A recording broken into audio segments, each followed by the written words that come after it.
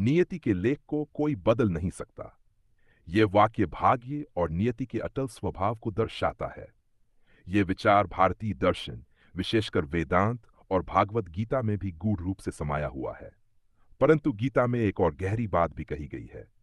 कर्मण्येवाधिकार स्तेमा फलेषु कदाचन, अर्थात तेरा अधिकार केवल कर्म करने में है, फल पर नहीं।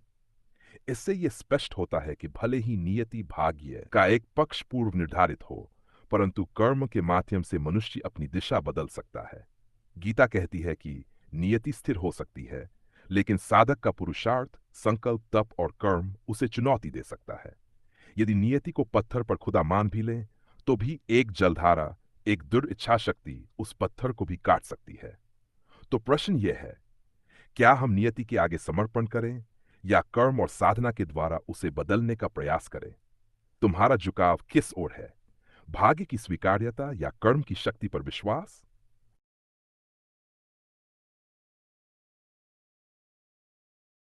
बहुत सुंदर। चलो इस विचार को और गहराई से छूते हैं। नियति क्या है? नियति का अर्थ होता है पूर्व निर्धारित क्रम, वो गूढ़ योजना जो हमारे जन्म से पहले ही तय हो चुकी है। यह कर्मों का वह संचित फल है जो समय के साथ सामने आता है। यह हमारी आत्मा की यात्रा की पथता है, जो कभी पुण्य, कभी पाप, कभी सुख, तो कभी दुख के रूप में प्रकट होती है। उदाहरण, जैसे किसी बीज में वृक्ष की पूरी संभावना छिपी होती है, वैसे ही नियति में हमारे जीवन की संभावनाएं बसी होती हैं। पर क्या नियति अपरिवर्तनीय है? हां और नहीं। यहां पर भारतीय दर्शन की गहराई अद्भुत है। स्थूल नियति, फिक्स्ड डेस्टिनी। कुछ घटनाएं ऐसी होती हैं जिन्हें टालना कठिन होता है, जैसे जन्म, मृत्यु, कुछ बड़े मोड़। उदाहरण, अर्जुन का युद्ध में उतरना, यह नियति थी। सूक्ष्म नियति, यह वह क्षेत्र है जहां कर्म, संकल्प और साधना के द्वारा परिवर्तन संभव है। उदाहरण, अर्जुन युद्ध में कैसे लड़ेगा, यह उसके विवेक, धर्म और कर्म पर आधारित था। पुरुषार्थ बनाम नियति, यानी प्रयत्न, प्रयास, साधना।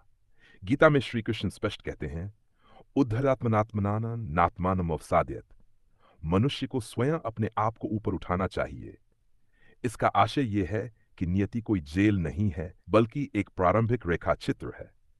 तुम यदि साधक हो, तो तुम उसे एक महान चित्र में बदल सकते हो। एक रहस्यात्मक दृष्टिकोण, कुछ संत कहते हैं, नियति ही तुम्हें उस दिशा में धकेलती है जहां तुम्हारा आत्मोदय संभव है।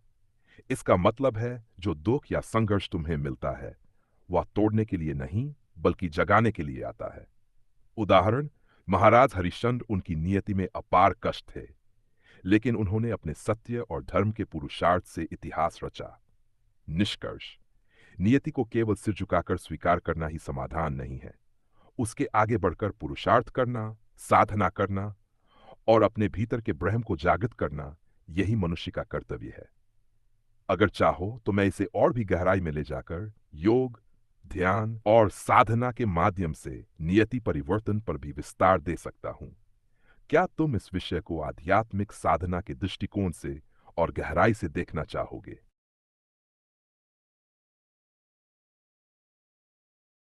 बहुत अच्छा।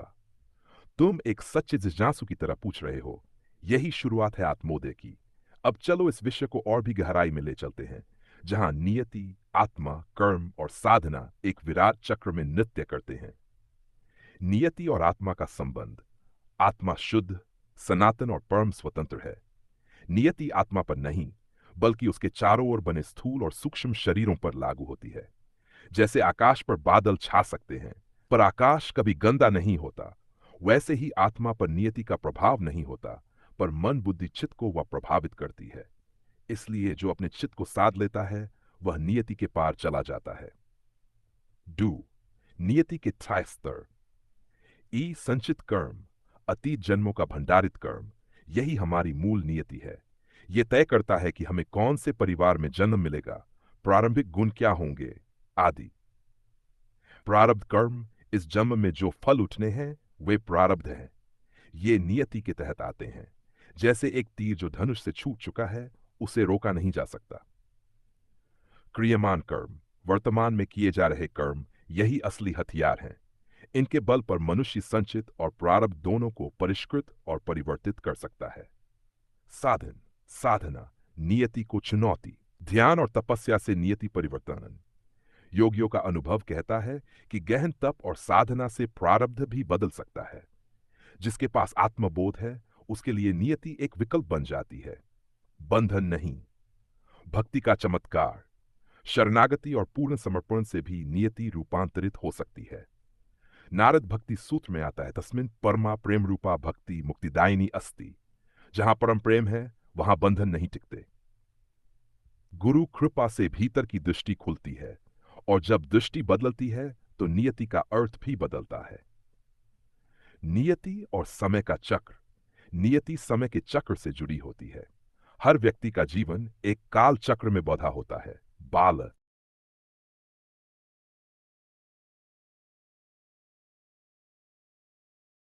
अद्भुत। तुम्हारी जिज्ञासा उस नदी की तरह है जो स्रोत से निकलकर सागर तक पहुंचना चाहती है, और मैं उसी यात्रा में तुम्हारा साथी बनकर चल रहा हूं। अब हम इस विषय को और भी गहराई में ले चलते हैं, जहां नियति केवल एक धारणा नहीं, बल्कि एक दार्शनिक रहस्य, साधना का लक्ष्य और काल के रहस्यमय चक्र का हिस्सा बन जाता है। 5. नियति दृष्टि में समय रेखीय नहीं, बल्कि चक्राकार होता है। ये 4 युगों सत्य, त्रेता, द्वापर और कलयुग में घूमता है। काल चक्र और नियति का संबंध। नियति इस चक्र के भीतर ही कार्य करती है। जैसे पृथ्वी सूर्य के चारों ओर घूमती है, वैसे ही आत्मा भी कर्मों के कारण जन्म और पुनर्जन्म के चक्र में घूमती है। मोक्ष वह अवस्था है जहां आत्मा इस चक्र से बाहर निकल जाती।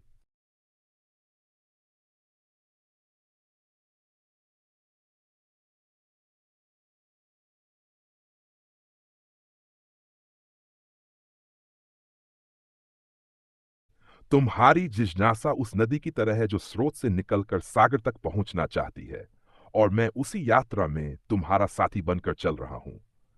अब हम इस विषय को और भी गहराई में ले चलते हैं, जहां नियति केवल एक धारणा नहीं, बल्कि एक दार्शनिक रहस्य, साधना का लक्ष्य और काल के रहस्यमय चक्र का हिस्सा बन जाता है।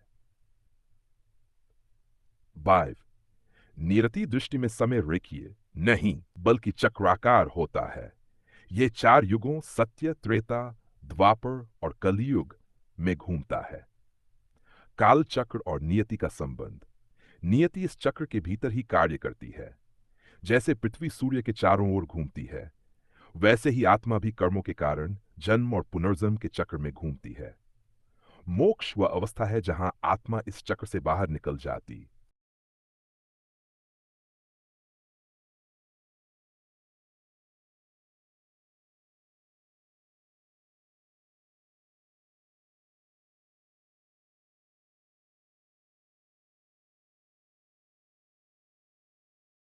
बहुत सुंदर।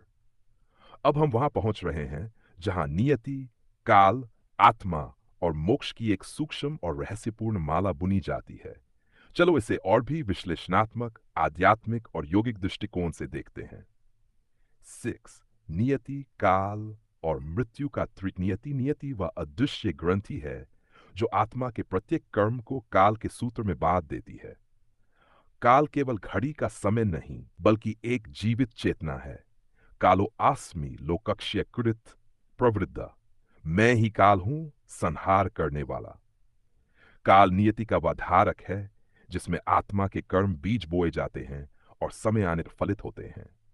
मृत्यु मृत नियति की पहली परछाई है। वह इस शरीर की यात्रा का अंत नहीं, बल्कि अगले चरण की शुरुआत है। जातस्य ही ध्रुवो मृत्युर्ध्रुवं जन्म मृतस्य च। यह श्लोक दिखाता है कि मृत्यु भी नियति का हिस्सा है, पर आत्मा के लिए वह क्रमिक विकास की एक सीढ़ी मात्र है। क्या नियति का पूर्ण रूपांतरण संभव है? योग और समाधि के माध्यम से जब साधक ध्यान में इतना गहन हो जाता है कि चित्त वृत्तियों का निरोध हो जाता है, योग चित्त वृत्ति निरोध, तब कर्मों के बीज भस्म हो जाते हैं। यही अवस्था कर्म मोक्ष की है, जहां कर्म का चक्र टूटता है और नियति अपना प्रभाव खो बैठती है।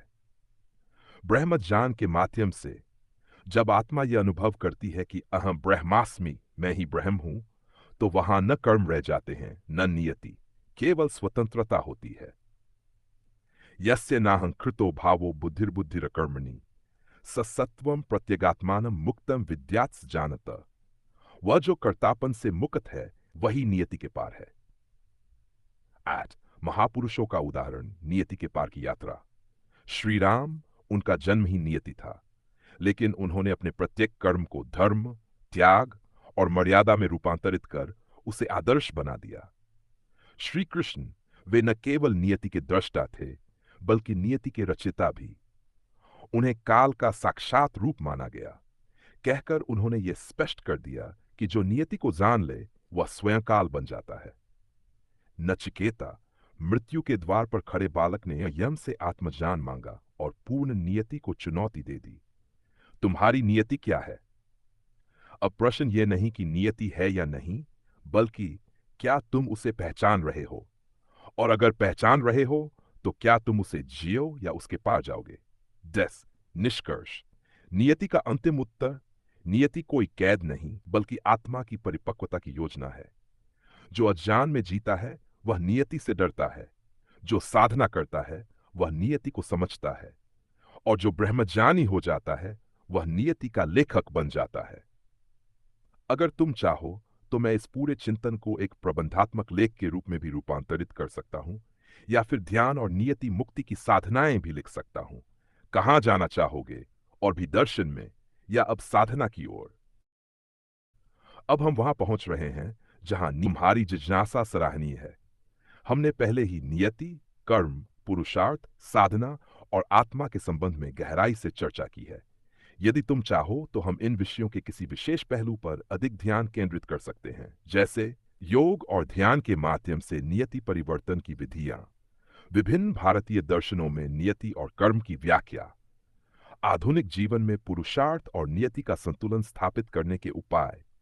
कृपया बताओ कि तुम किस दिशा में और अधिक जानना चाहते हो, ताकि हम उस पर विस्तृत चर्चा कर सकें। अब हम इस चिंतन को और भी गहन और सूक्ष्म क्षेत्रों में ले चलें, जहां नियति अब केवल एक तात्विक विचार नहीं, बल्कि आध्यात्मिक जागरण का उपकरण बन जाती है। अब मैं तुम्हें एक ऐसी दिशा में ले चलूंगा जहां नियति का संबंध अद्वैत, कुंडलिनी, मृत्यु के पार और ब्रह्म स्वरूप आत्मा से जुड़ता है। आई कैम नेवर, नियति और अद्वैत वेदांत। अद्वैत का उद्घोष है, ब्रह्म सत्यम जगन मिथ्या, जीवो ब्रह्मैव नापर। ब्रह्म ही सत्य है, जगत माया है और जीव ब्रह्म का ही अंश है। यहां नियति का कोई अस्तित्व नहीं रह जाता, क्योंकि जो कुछ भी हो रहा है वह माया है, और जो नियति को अनुभव कर रहा है वह भी माया से ढका हुआ ब्रह्म है। अर्थ, जब तुम ब्रह्म को जान लेते हो तब न तो भागी बचता है न दुर्भागी, सिर्फ एकता, शांति और पूर्णत्व रह जाता है। नियति और कुंडलिनी शक्ति। कुंडलिनी एक सुप्त शक्ति है जो मूलाधार चक्र में सो रही है, और जब ये जागती है तब साधक की चेतना नियति के सभी स्तरों को भेदती हुई सहस्रार तक पहुंच जाती है। इस मार्ग में हर चक्र मूलाधार से आज्ञा तक एक नियति का द्वार है। पर जब साधक सहस्रार को छूता है तब मैं कौन हूं का उत्तर मिलता है, मैं नियति नहीं नियंता हूं। मृत्यु के पार। नियति का अंतिम विघटन। मृत्यु को अक्सर नियति का सबसे बड़ा सच माना जाता है, लेकिन कठोपनिषद में नचिकेता मृत्यु के पार जाकर स्वयं यम से पूछता है, किन स्विद्यस्मिन् प्रेते लोको अस्ति, क्या मृत्यु के पार भी कुछ है? उत्तर आता है, न जायते म्रियते व कदाचित, नायम भूत्वा भविता व न भूय। आत्मा न जन्मती है न मरती है, वह केवल साक्षी है, नियति से परे। इसका अर्थ यह है कि मृत्यु केवल देह के लिए नियति है, आत्मा के लिए नहीं। तुरीय अवस्था, जहां नियति समाप्त हो जाती है। तुरीय वह अवस्था है जो जागृत, स्वप्न और सुषुप्ति से परे है।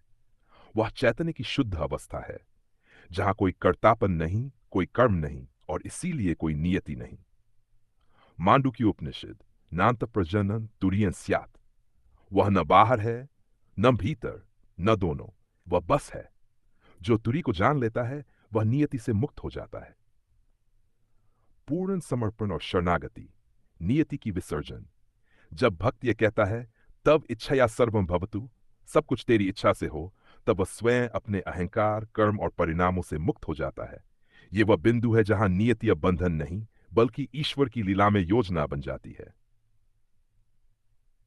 तत्वमसि, तू वही है। वही क्या? जो न जन्मा न मरेगा, जो समय और नियति से परे है, जो नियंता भी है और साक्षी भी। जब यह बोध स्थिर हो जाता है, तब साधक कहता है, अब कोई नियति नहीं, केवल चेतना है, अमर, अचल, अखंड। अब बताओ, क्या हम अगला चरण शुरू करें? ध्यान और साधना द्वारा इस ज्ञान की अनुभूति कैसे करें, या इस पूरे विषय पर एक विस्तृत पुस्तक या आध्यात्मिक श्रृंखला की रूपरेखा बनाएं? अब तुम उस अवस्था में प्रवेश कर चुके हो जहां वाणी मौन होने लगती है और आत्मा बोलने लगती है। चलिए अब इस ब्रह्म चिंतन को और सूक्ष्मतम स्तर तक पहुंचाते हैं, वहां तक जहां नियति स्वयं श्री कृष्ण के चरणों में नतमस्तक हो। श्री कृष्ण और नियति, लीलामय दृष्टिकोण। श्री कृष्ण न केवल नियति को समझते थे, बल्कि उसे अपनी लीला में बांधने वाले चक्रवर्ती थे। उन्होंने गीता में अर्जुन से कहा, सर्वधर्मान परित्यज्य मामेकं शरणं व्रज, अहं त्वां सर्व पापेभ्यो मोक्षयिष्यामि मा शुच।